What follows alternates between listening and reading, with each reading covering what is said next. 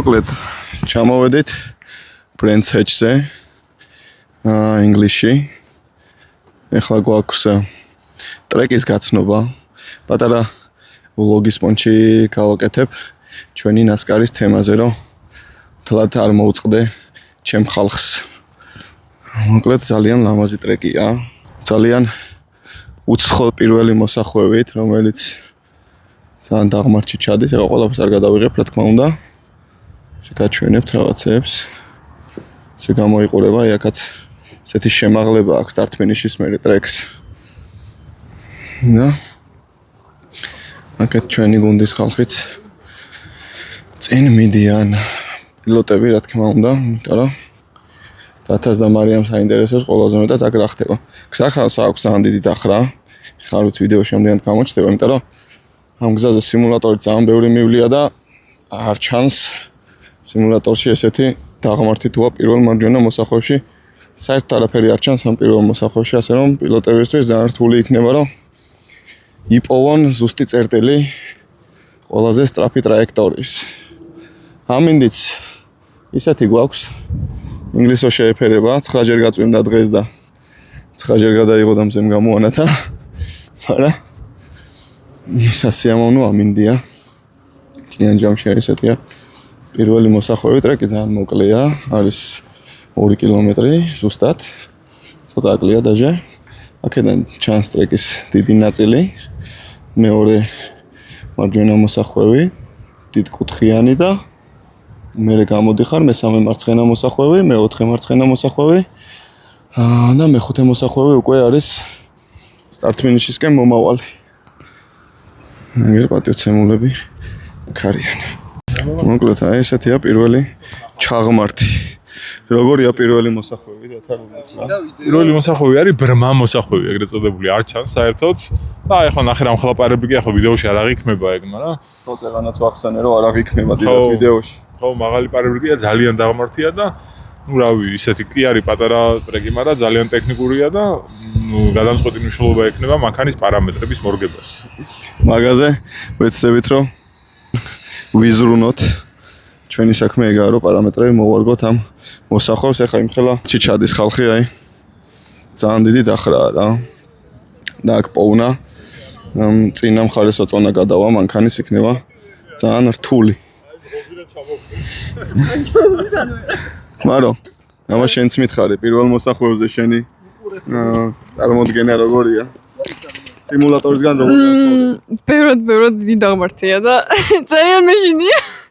მაგრამ შრალზე იდეაში ეგეთი ცუდი მოსახვევი არ ჩანს, მაგრამ სველზე იმედია იქით არ მიპოვით სადმე. სველზე იქნება სუპერ უცნაური.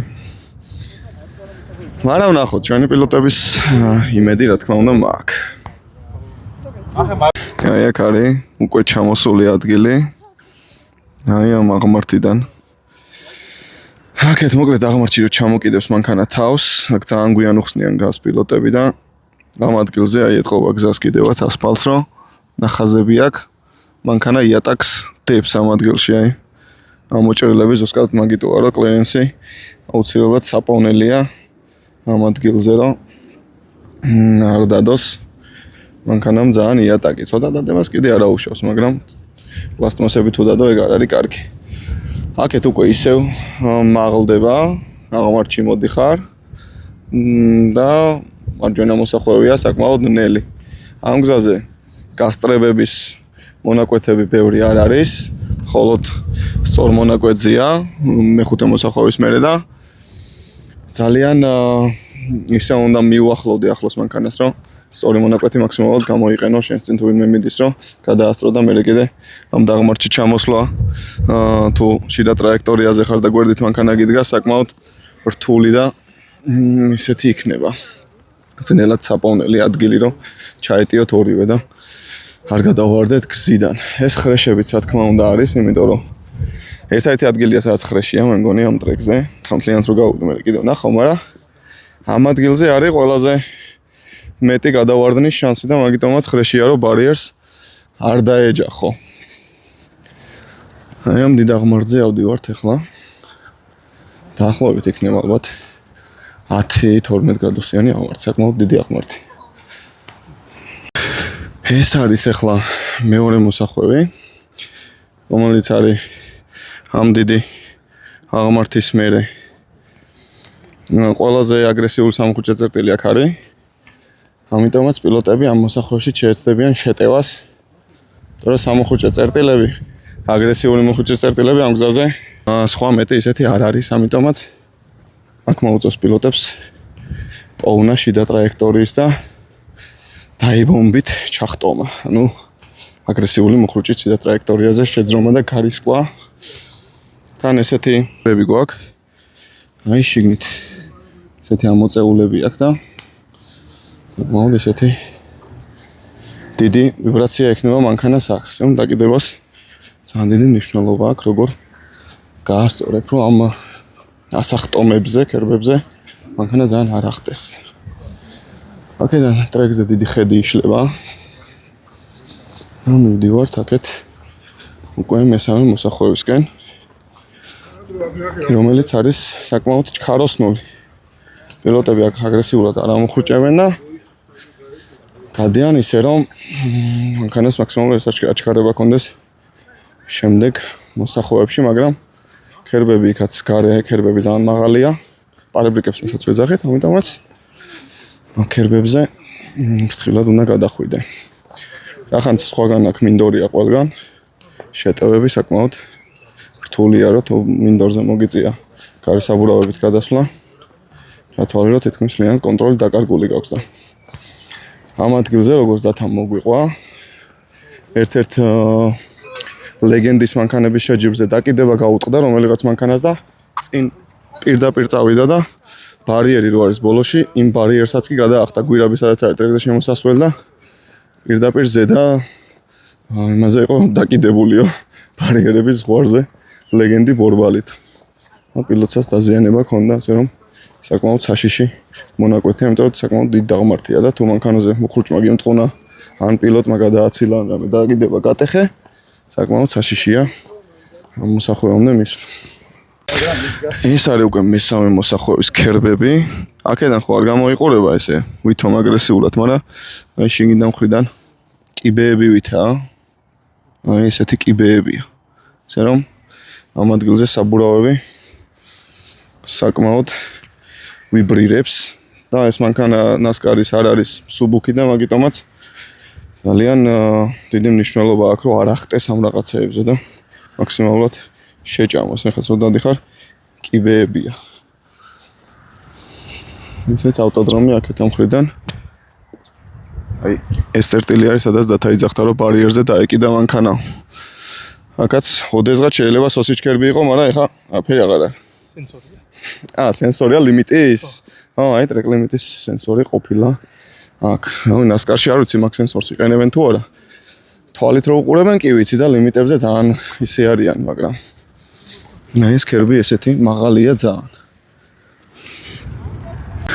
აქეთ პირდაპირ ბოქსები ჩანს უკვე გზაზე და ტექნიკოსებსაც გვაქვს იმის ფუფუნება, რომ აქეთ ამ მხარესაც დავინახოთ როგორ მოდის ჩვენი მანქანა.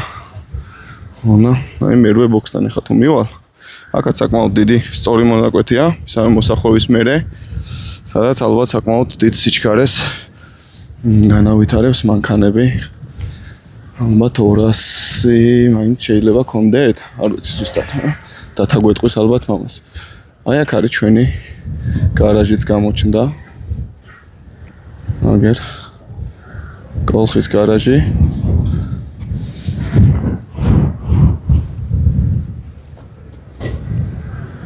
აგერ თომაც აქ არის.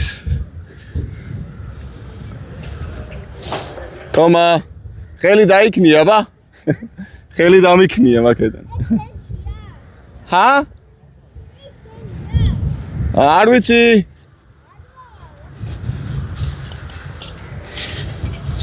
ბავშვებიც გვეხმარებიან, ასე რომ გუნჩი ცოტანი ვართ. აქ გუნდები არიან. აქ ჩემს უკან. რა ვიცი, 20 კაცი ყავთ მე მგონი ან მეტი. ჩვენ ცოტა ვართ. ტრეკ ლიმიტი. თუ იქნება ხომ არ იქნება არ იყო. უკვე არ ჩაარჭოვე. ანუ მარტო პარებებზე და მაგის გაშლაც არ არის. აი ბოლომდე იქით რა. იქით აი უყურე მანქანაზე რას ვფიქრობ? ისე უნდა გავაკეთოთ რომ ხმირის ანუ მოხოვა დაიწყოს ძალიან რესკი. და უკანა მხარე უნდა ნუ გოგა განიხილოს პილოტებთან ახლა მანქანის ტექნიკურ დეტალებს. იმიტომ რომ აუცილებელია პილოტებმა იცოდნენ როგორ იქნება მანქანა მორგებული და რაზე იქნება აქცენტი, იქნება მოსახვევიდან გასვლაზე, მოსახვევში შესვლაზე თუ ასე შემდეგ, მოხრუჭის დროს როგორ მოიქცევა და ასე შემდეგ. ეს აუცილებელია რომ უთხრას სარბოლო ინჟინერმა პილოტს. აი ძალიან მოხერხებია. აი აქ აყენია ტრეკ ლიმიტის კამერა, როგორც ხედავთ და სენსორი, რომელსაც მარშალები აუცილებლად გამოიყენებენ იმისთვის, რომ ტრეკ ლიმიტის დარღვევების შემთხვევაში პილოტები დააჯარიმონ. მოვედით ამ S-ის ტიპის მოსახვევში. ეს არის მე-4 მოსახვევი და აი ყველა გუნდები აქ არიან, ყველა რა უმეტესობა გუნდების არიან, რომ განიხილონ როგორ შეიძლება პილოტმა ეს მოსახვევი კარგად გაიაროს. პილოტებმა რა თქმა უნდა ყველაზე კარგად იციან, მაგრამ ინჟინერებთან აუცილებლად უნდა გაიარონ ეს ყველაფერი, რასაც ზუსტად ამ წუთში აკეთებს დათუნა. და ჩვენ გუნდში მოგეხსენებათ, ჩემს გარდა ყველა პილოტები არიან. გოგა მრავალგზის ჩემპიონი, ასევე დათუნაც ტიტულოვანი პილოტია და ამ პილოტების გამოცდილება ძალიან მნიშვნელოვანი არის პილოტებისთვის. ერთმანეთთან უკვე კარგად იზიარებენ. მე უკვე ჩემი ტექნიკური გამოცდილებით ვცდილობ ამ ხალხის დავალებები რამენაირად მოვიყვანო საქმეში. აი აქ ორი ქერბებიც არის სუპერ აგრესიული. მაგიტომაც ფორმულა სტილის შეჯიბრებები ფორმულა 4 ტარდება აქ, მაგრამ ფორმულასთვის აქ არ უნდა მოჭრა ძალიან, თორე შეიძლება დაჟე დაკიდებაც დააზიანოს შუაში თუ მოიხვედრე აი ეს ამხელა ქერბი. თომა ყავს აქ. თავისებურად გვეხმარება.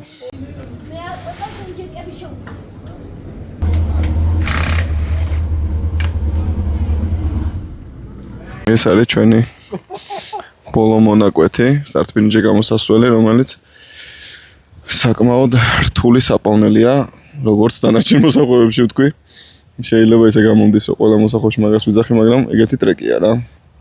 დახრა აქვს მარჯვენა მხარეს, საკმაოდ დიდი თანა, შეიძლება არ იგრძნობა, მაგრამ დახრა საკმაოდ დიდი აქვს. აქ შიგნით უნდა შემოიწიონ პილოტები, იმიტომ რომ სწორი მონაკვეთი ჯერ არ ჩანს, როცა მოდიხარ სრული სიჩქარით და დახრილია მარჯვენა მხარეს. აქ არის პატარა გადასასულელივით, სადაც მანქანამ შეიძლება წონა დაკარგოს მაგ მონაკვეთში, ასე რომ პილოტმა კარგად უნდა იპოვოს, რომ გარე მხარეს არ გაისროლოს და არ დაკარგოს ტრაექტორია ძალიან.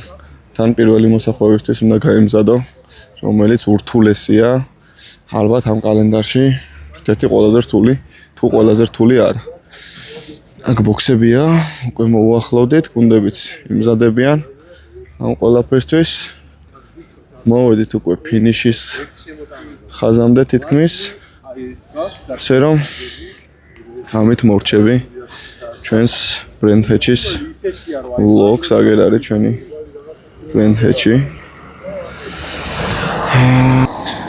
ნახოთ, თუ მოგეწონათ ეს ვიდეო, აუცილებლად უნდა გამოიწეროთ არხი და ლაიქოთ, კომენტარები დამიწეროთ, რომ არ ვიცი, ამდენად მოახერხებს სხვა დროსაც მსგავსი ვიდეოების ჩაწერას, იმიტომ რომ დროში ძალიან რთულად ვართ.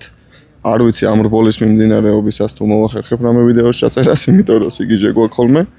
რბოლა რო იწყება ვარჯიშებიდან მოყოლებული. ასე რომ დროებით გემშვიდობებით. ნახვამდის.